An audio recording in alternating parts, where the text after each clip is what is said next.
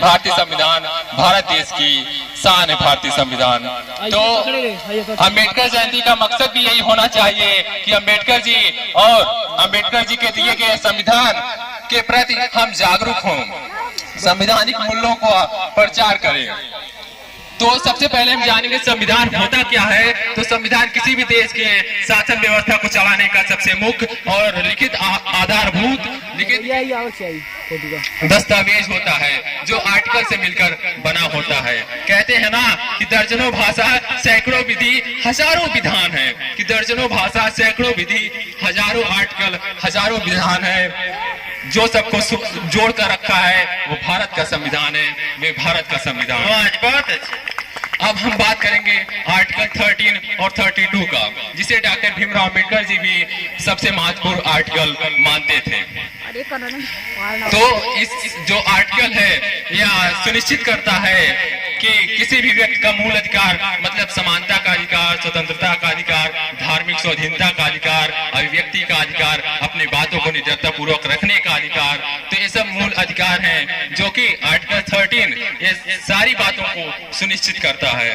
और मुख्य रूप से हम जानेंगे आर्टिकल 32, जिसे हम संविधान का हृदय कहते हैं, जिसे हम संविधान का आत्मा कहते हैं। वो कहता है कि यदि किसी भी व्यक्ति का मूल अधिकार खंडित होता है तो सुप्रीम कोर्ट जाकर सुप्रीम कोर्ट का दरवाजा खटखटा सकता है, जिससे कि सुप्रीम कोर्ट उसकी याचिका को सुनेगा भी और जो जरूरी आदेश है राज्य को देगा और सुनिश्चित करेगा किसी भी व्यक्ति का अधिकार खंडित ना हो। तो संविधान के रहते हमें कोई हमारे अधिकार को खत्म नहीं कर सकता, हमें हमारे अधिकार को छीन नहीं सकता, क्योंकि संविधान खुद हम सबके अधिकार के लिए लड़ता है। कहा जाता है ना, जो हर रंगों को समेटे बेखौफ लड़ा, जात मजहब के दायरे से जो आगे बढ़ा। तो हमारा संविधान किसी भी जात पात का भेदभाव नहीं करता, किसी भी जात पात के भेदभाव को बढ़ावा नहीं देता, बल्कि संविधान तो खुले शब्दों में कहता है कि हमारा जो भारत देश है वो धर्मनिरपेक्ष है, लोकतांत्रिक है और पंथ निरपेक्ष है। पंथ निरपेक्ष का मतलब ही होता है कि किसी भी जाति धर्म का भेदभाव नहीं करना है, बल्कि सभी पंथों का सम्मान करना है।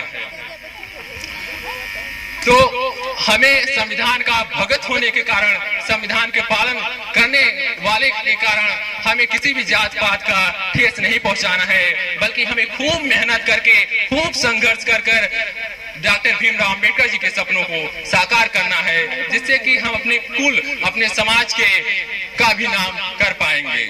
और कोई आपके जात को दबाने की कोशिश करता है, तरक्की से जलता है, विपत्ति पैदा करता है, तो इन लाइनों को याद रख के आगे बढ़िएगा कि विपत्ति में विरोध में अडिग रहो, अटल रहो, विषम समय के चक्र में भी साहसी प्रबल रहो, तपा है जो, जला है जो, चमक उसी में आई है, समस्त ताप दाब में बढ़े चलो, बस एक लक्ष्य साध कर गगन की ओर उड़ चलो, घटा घिरी अटूट हो मगर सदा प्रबल रहो, विपत्ति में विरोध में अडिग रहो, अटल रहो, विषम समय के चक्र में भी साहसी प्रबल रहो।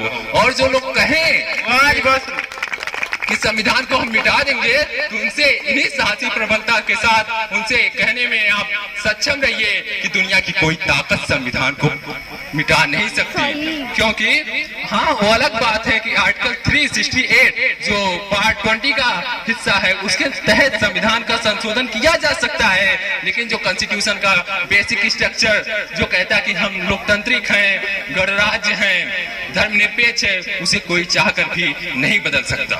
वाह जी, तालियों से स्वागत करेंगे। चाहे अपने आप में कितनों ही बड़ा अधिकारी क्यों ना हो, प्रधानमंत्री क्यों ना हो, वो संविधान को नहीं बदल सकता। हाँ, समय समय पर संविधान का जो संशोधन किया जा सकता है। तो संविधान पहले भी हमारा जिंदाबाद था, है और रहेगा।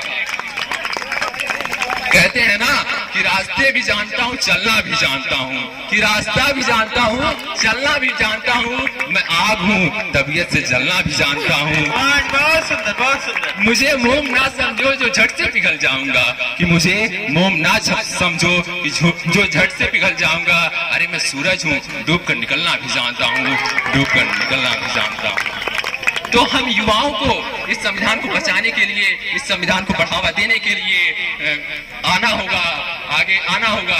कहते हैं ना कि मेहनत करने वालों की सफलता पक्की होती है, कि मेहनत करने वालों की सफलता पक्की होती है, क्योंकि युवाओं के हाथ में देश की तरक्की होती है, क्योंकि युवाओं के हाथ में देश की तरक्की होती है। बहुत सुंदर, बहुत सुंदर। और युवा तो वो होता है जो गहन ऊर्जा और उच्च महत्वाकांक्षाओं से भरा होता है, जिसके अंदर परिवर्तन के लिए एक आग होती है।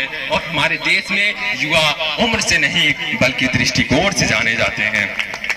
तो मैं समझता हूँ यहाँ पर बैठा हुआ ज्यादा से ज्यादा युवा ही वर्ग है, जो तो वो युवा वही कहलाते हैं जो संविधान की सुरक्षा के लिए, संविधान को बढ़ावा देने के लिए सूरमा बनकर कांटों में भी बनाने का काम राह बनाने में काम करते हैं।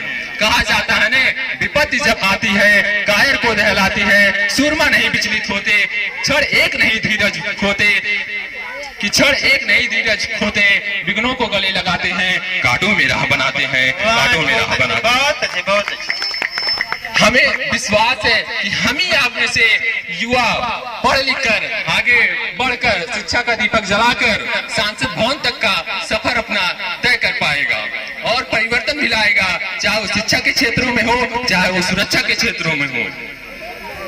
अब मतलब कि वो संविधान में नए नियमों को भी लाने का कार्य करेगा, जिससे कि जो पिछला समाज है, दबा कुचला महिला और दलित सिर उठाकर जी सके। और ऐसे युवाओं को अगर लगता है उनके साथ रहकर संविधान का सुरक्षा किया जा सकता है, तो वो शांति का परिचय देते हुए कहता है कि बढ़े चलो यही निदाए वक्त है, एक कायनात ए जमीन एक कसा का रास्ता, इसी पे काम जम रहो, अमन की राह पर चलो, अमन की राह पर चलो। और अगर उसे लगता है कि शांति से संविधान का सुरक्षा नहीं किया जा सकता, उसके शांति का जब फायदा उठाया जाता है, तो वो संविधान की सुरक्षा के लिए इसी संविधान पर चलकर, संविधान के रास्ते पर चलकर शेरों की तरह दहाड़ते हुए कहता है कि सरफरोशी की तमन्ना अब हमारे दिल में है, देखना है जोर कितना बाजुए का दिल में है, देखना है जोर कितना बाजुए का दिल में है। तो युवा जो वर्ग है वो कल भी कमजोर नहीं था और आज जो युवा वर्ग है वो भी कमजोर नहीं है। हम सब संविधान के लिए अपनी जान तक भी कुर्बान कर देंगे।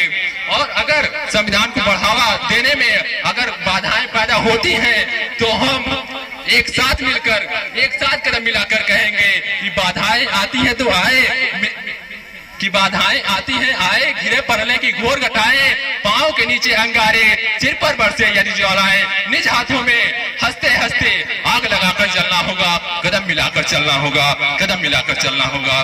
तो मैं ज्यादा शब्दों का सहारा ना लेकर बस इतना ही कहना चाहूंगा कि हमें इस संविधान को अध्ययन करना है, पढ़ना है, इसके प्रति जागरूक होना है, इसको बचाना है, इसको बढ़ावा देना है, तभी हम डॉक्टर भीमराव अम्बेडकर जी के सपनों को साकार कर पाएंगे। तो इन्हीं आशा और विश्वासों के साथ अपनी वारी को विराम देता हूँ। जय हिंद, जय भारत, जय संविधान, इनकलाब जिंदाबाद।